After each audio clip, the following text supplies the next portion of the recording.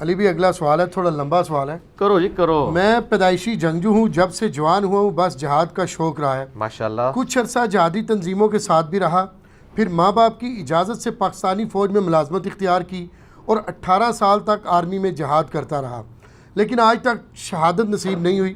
تفصیل کچھ یوں ہے کہ 1999 سے 2017 تک سیاچن، شمالی وزیرستان، کوئٹہ آپریشن، جنوبی وزیرستان میں جہاد کیا. مجھے شہادت کا ثواب کیسے ملے گا جب کہ شہادت نہیں مل سکی؟ پلیز کوئی حل بتا دے. پہلے تو میں آپ کے ایمان کی قدر کرتا ہوں جی، آپ کو اتنا شوق ہے شہادت کا. صحیح مسلم میں حدیث ہے، نبی علیہ السلام نے فرمایا جو جہاد اور شہادت کی تمنا کے بغیر مرا وہ منافقت کے اوپر مرا. ہر مسلمان کے دل میں جہاد کی اور شہادت کی تمنا ہونی چاہیے. جہاد اور اس کا اعلیٰ ترین درجہ قتال، یہ اسلام کا سمم بونم ہے، ہائیسٹ گڈ ہے. کیونکہ انسان اپنے ایمان کو، کنوکشن والا ایمان اللہ کے حضور اسی وقت ثابت کرے گا نا جب اپنی سب سے قیمتی چیز اس کے لیے قربان کرنے کے لیے تیار ہو جائے. صحیح. اور یہ جذبہ صحابہ کرام کے اندر موجود تھا، تو میں پہلے تو اس جذبے کی قدر کرتا ہوں. دوسری بات یہ، انہوں نے کہا کہ 17 سال میں نے اتنے محاذوں پہ جنگ لڑی ہے اور شہید نہیں ہوا. اس سے ایک چیز تو ثابت ہوئی کہ زندگی موت اللہ کے ہاتھ میں ہے. اگر جنگ میں جانے سے کوئی مر جاتا ہوتا تو ان کے تو پورے چانسز تھے مرنے کے. وہ جو وقت لکھا ہوا ہے وہ آ کے رہنا ہے، اس سے پہلے کوئی نہ مر سکتا ہے نہ اس سے ڈلے ہو کے مر سکتا ہے. سورہ نساء میں ہے کہ تم اپنے آپ کو مضبوط قلعوں میں بھی بند کر لو نا تب بھی تم موت کو ٹال نہیں سکتے. سورہ آل عمران میں ہے کہ جب انصار مدینہ کے کچھ لوگ شہید ہوئے نا غزوہ احد کے موقع پر، تو جو دوسرے لوگ تھے نا انہوں نے باتیں کرنے شروع کر دی، ہم نے تو اپنے بھائیوں کو پہلے ہی سمجھایا تھا کہ جہاد میں نہ جاؤ. نہ یہ جہاد میں جاتے اور نہ قتل ہوتے. تو اللہ تعالیٰ نے فرمایا اتنی بڑی بات تم نے کر دی ہے. اگر ان کی موت لکھی ہوتی نا جو یہ باتیں کر رہے ہیں تو یہ بھی جہاد سے باغے نہ ہوتے، یہ اپنی مقتل گاہوں کی طرف خود کھینچے چلے آتے. موت تو آ کے رہنی. سورۃ الحدید میں بھی اللہ تعالیٰ نے فرمایا نا کہ زمین و آسمان میں کوئی مصیبت نازل ہوتی ہے یا تمہاری جان میں، ہم اس مصیبت کے نزول سے پہلے ہی اسے لوح محفوظ میں لکھ لیا ہے تاکہ جو تمہیں تکلیف آئے تم اس کے اوپر غم زدہ نہ ہو، اور جو تمہیں اچھائی پہنچے اس کے اوپر شیخی نہ بگاڑو. اللہ تعالیٰ کو شیخی بگاڑنے والے پسند نہیں ہیں. یہ سورۃ الحدید کی آیت نمبر 21 اور 22 ہے. صحیح. تو اللہ تبارک و تعالیٰ نے جس کے لیے جو موت مقرر کی ہے وہ اس کو آ کے رہے گی. باقی ان کو شہادت کا مرتبہ مل چکا ہے، کیونکہ صحیح مسلم میں حدیث ہے جس شخص کے دل میں شہادت کی تمنا ہے اس کو اگر اپنے بستر پہ بھی موت آئے تو اللہ تعالیٰ اسے شہید ہی لکھے گا. ٹھیک ہے، لیکن وہ تڑپ سچی ہونی چاہیے. تو ان کو کہ آپ کو شہادت کا یہ رتبہ مل چکا ہے. سیدنا خالد ابن ولید رضی اللہ تعالیٰ عنہ کے بارے میں آتا ہے نا، انہوں نے کچھ عربی کے اشعار لکھے تھے جو آج بھی ان کی جو مزار بنایا ہوا نا وہاں پہ اس دیوار کے اوپر وہ اشعار ان کے لکھے ہوئے ہیں عربی کے.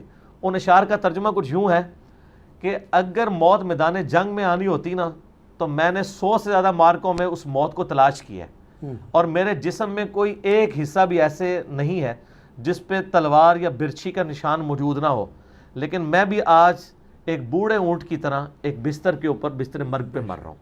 جیسے ایک بوڑھا اونٹ ہے نا وہ اپنی موت تک پہنچ جاتا ہے. تو اگر موت میدان جنگ میں لکھی ہوتی تو مجھے آتی.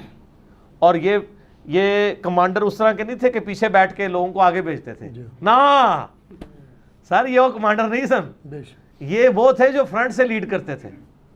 اس لیے آپ کو پتہ ہے نا کہ خالد ابن ولید سے غلطی بھی ہو گئی تھی. حضرت ابوبکر کے زمانے میں ایک شخص تھا جس کے مطلب وہ شیعہ تو اس میں ذرا غلوب کرتے ہیں، وہ کہتے ہیں وہ صحابی تھا، اس کی بیوی ان کو پسند آ گئی تو اس کو قتل کروا کے انہوں نے شادی کر لی اور اس میں عدت بھی شمار نہیں کی ہے. تو بہرحال وہ بیسیکلی کلمہ گو تو تھا لیکن وہ شامل ہو گیا تھا جو جھوٹے پیغمبری کا دعویٰ جس نے کیا تھا اس کے ساتھ. اور پھر جب اس نے یعنی معاملات بگڑتے ہوئے دیکھے وہ علیحدہ ہوا، لیکن حضرت خالد بن ولید نے اس کو جب یعنی سوال جواب شروع کیے نا تو اس نے بکواس یہ کیا کہ صاحبکم کا لفظ استعمال کیا، یعنی تمہارے صاحب کا یہ کہنا ہے، یعنی نبی علیہ السلام کے بارے میں. کوئی شخص یہ تو نہیں کسی کو کہے گا تمہارا نبی یہ کہتا ہے، تو کہے گا ہمارے نبی کہتے ہیں. تو سیدنا خالد بن ولید کو غصہ آیا. انہوں نے باقی جو اس کی سٹوری بنائی ہے نا کہ اس کی وہ انہوں نے وہ جو دیگ پکائی اس کے جسم کے ٹکڑے کر کے اس کے سر کے اوپر رکھ کے وہ تو پھر آگے کہانیاں بنا دیتے ہیں نا. اور پھر عورت عدت گزار کے شادی کی، کوئی ایسا مسئلہ نہیں تھا. بل اسی دوران حضرت کچھ اصحاب میں سے ایک صحابی جو ہے نا وہ حضرت ابوبکر کے پاس چلے گئے، جا کے شکایت لگائی کہ خالد بن ولید تو یہ کر رہا ہے. تو حضرت ابوبکر نے اس کو ڈانٹ کے واپس بھیجا کہ تم خالد کی اجازت کے بغیر واپس کیوں آئے ہو، وہ میرا امیر تھا، تو اس کو تو میں بعد میں دیکھوں گا، تم کس حیثیت میں یہاں آئے ہو. واپس بھیج دیا. حضرت عمر بڑے ناراض ہوئے. انہوں نے کہا کہ یہ تو شکایت لگائی، آپ نے اسی کو ڈانٹ دیا. انہوں نے کہا سمع و طاعت ڈسپلن کیسے رہے گا؟ ایک بندہ اٹھتا ہے، اس کے اوپر آپ پورا ایک ڈاکٹرائن تو نہیں کھڑی کریں گے. اور پھر وہ وہاں سے بھی نکلا ہے، کیا باقی سارے پاگل ہیں جو ساتھ ہیں وہاں؟ جی ٹھیک ہے، ان میں ایمان کوئی نہیں ہے. خیر الٹیمیٹلی حضرت عمر دب گئے، حضرت ابوبکر نے تھوڑا ان کو دبا لیا. اور لیکن حضرت عمر کے دل میں تھی یہ بات. اور جب واپس آئے نا جہاد سے، تو اب آگے وہ جس طرح تبلیغی جماعت والے کارگزاری سناتے ہیں نا، تو وہ آگے صحابہ نے کارگزاری سنائی. تو حضرت عمار بن یاسر اور عبداللہ بن عمر کو حضرت ابوبکر نے بلوایا، حضرت عمر کو بھی ساتھ بٹھایا. ہاں جی بتاؤ کیا کارگزاری ہے؟ تو بتاتے رہے اس میں مسیلمہ کذاب کی جو جنگ ہوئی تھی، جنگ یمامہ، جس میں بہت لاس ہوا تھا، اور وہ جنگ کا credit top of the list Khalid bin Walid کو جاتا ہے. وہ جنگ تو آلموسٹ ہار چکے تھے مسلمان. وہ عمر سیریز میں انہوں نے فلمایا وہ سین سارا. حضرت خالد بن ولید نے فرنٹ سے لیڈ کیا جا کے، جس میں واشی نے پھر مسیلمہ کذاب کو بھی قتل کیا. تو عمار بن یاسر نے ایک جملہ وہاں پہ بولا. انہوں نے کہا یا امیر المومنین، خالد بن ولید شہادت کی تمنا میں ہم سب سے بڑھ کر تھے. اگرچہ یہ امیر تھے، لیکن یہ ہر مارکے میں آگے جا کے لڑتے تھے کہ مجھے شہادت مل جائے. اور پھر کہا یا امیر المومنین، اگر ہم میں سے کوئی مرتا نا اس جنگ کے اندر سب سے پہلے تو خالد بن ولید ہوتا، کیونکہ یہ فرنٹ سے جا کے لیڈ کرتا تھا. یہ فرنٹ سے لیڈ آپ کی طرح نہیں ہے جناب، تلوار ہے، یا اگلے والے نے مر جانا ہے یا آپ نے مر جانا ہے. ٹھیک ہے، 0-1 ہے. بالکل ٹھیک ہے نا، درمیان والی چیز ہی کوئی نہیں ہے.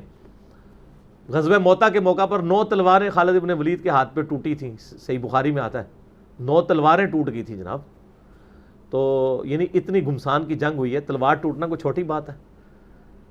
تو پھر جب یہ بات کی تو پھر حضرت ابوبکر نے پوچھا یہ والا جو قصہ ہے کیا اس نے عدت میں؟ ان کا نہیں، عدت تو گزار کے شادی کی تھی، اللہ کی حد کو نہیں توڑا. پھر انہوں نے حضرت عمر کو کہا کہ اگر دیکھیں جو بندہ دنیا پرست ہوتا ہے نا، اس کی دنیا داری ہر جگہ نظر آ جاتی ہے. جو بندہ جنگ میں آگے جا کے لڑ رہا ہو مرنے کے لیے، اس کو عورتوں اور مال کے ساتھ کیا شغف ہو سکتا ہے؟ ٹھیک ہے، اس لیے ہم کہتے ہیں نا ہمیشہ فوج میں جو نچلے لیول کے لوگ ہوتے ہیں نا، ان کے اوپر آپ کوئی شک نہ کیا کریں. اگر کہیں خرابی آ سکتی ہے اوپر کے لوگوں میں آ سکتی ہے جنہوں نے آگے جا کے لڑنا نہیں ہے. نیچے والے کا تو اگر ایمان ذرا سا زیرو ہو تو لڑ ہی نہیں سکتا، وہ تو استعفیٰ دے کے گھر بیٹھ جائے گا. یہاں پہ بھی جو لوگ یعنی اسٹیبلشمنٹ کے خلاف بول رہے ہوتے ہیں، تو میں کہتا ہوں آپ چند انڈیویجول کو ضرور ٹارگٹ کریں، لیکن فوج کو ایز اے پوری کے پورے ادارے کے طور پہ نہ کریں. نیچے تو بڑے بڑے ایمان والے لوگ بیٹھے ہیں، یہ دیکھ لیں نا آپ جس کی سوال کو میں ایڈریس کر رہے ہیں. چند انڈیویجولز جو ہیں وہ بدنامی کا باعث بنتے ہیں. تو جو نچلے لوگ ہیں ان کا ایمان کا لیول واقعی ہوتا ہے، انہوں نے تو جان دینی ہوتی ہے نا، جو انہوں نے ایئر کنڈیشن کمروں میں بیٹھ کے پلان تو نہیں کرنا ہوتا. تو خالد بن ولید تو وہ جنرل تھے جو خود بھی آگے جا کے لڑتے تھے. اور موت بال جب آنی ہے وہ اسی وقت ہی آئی ہے. اور چھوٹی عمر میں ہی فوت ہو گئے، ہارڈلی 40 سال عمر تھی جب وہ فوت ہو گئے. جی ہاں، اس میں بھی آپ دیکھ لیں کہ ان کی زندگی کے 19 سال تو کفر میں ہی گزرے ہیں. جی ٹھیک ہے، تو اللہ تعالیٰ نے 19 سال کفر میں گزرے ہیں اس اعتبار سے کہ نبی علیہ السلام کے اعلان نبوت کے بعد 19 سال تک وہ کافر رہے. اسلام میں تو آپ سمجھ لیں صلح حدیبیہ کے بعد وہ مسلمان ہوئے ہیں، یعنی آپ سمجھ لیں آلموسٹ 13-14 سال ان کے اسلام کی زندگی میں گزرے، باقی تو حالت کفر میں ان کے گزرے. صحیح، ٹھیک ہوگا. جزاک اللہ. اللہ تعالیٰ سے دعا ہے جو حق بات میں نے کہی، آمین، اللہ تعالیٰ ہمارے دلوں میں راسخ فرمائے. آمین. اگر جذبات میں میرے منہ سے ایک غلط بات نکل گئی، اللہ تعالیٰ ہمارے دلوں سے محو کر کے ہمیں معاف بھی فرما دیں. آمین. ہمیں کتاب و سنت کی تعلیمات پر عمل کر کے دوسرے بھائیوں تک پہنچانے کی توفیق عطا فرمائے. آمین. اللہم صلی علی محمد وعلی آل محمد کما صلیت علی ابراہیم وعلی آل ابراہیم انک حمید مجید. آمین. اللہم بارک علی محمد وعلی آل محمد کما بارکت علی ابراہیم وعلی آل ابراہیم انک حمید مجید. آمین. سبحانک اللہم وبحمدک آمین. اشہد ان لا الہ الا انت استغفرک واتوب الیک وما علینا الا البلاغ المبین. آمین. جزاکم اللہ خیر. جزاک اللہ.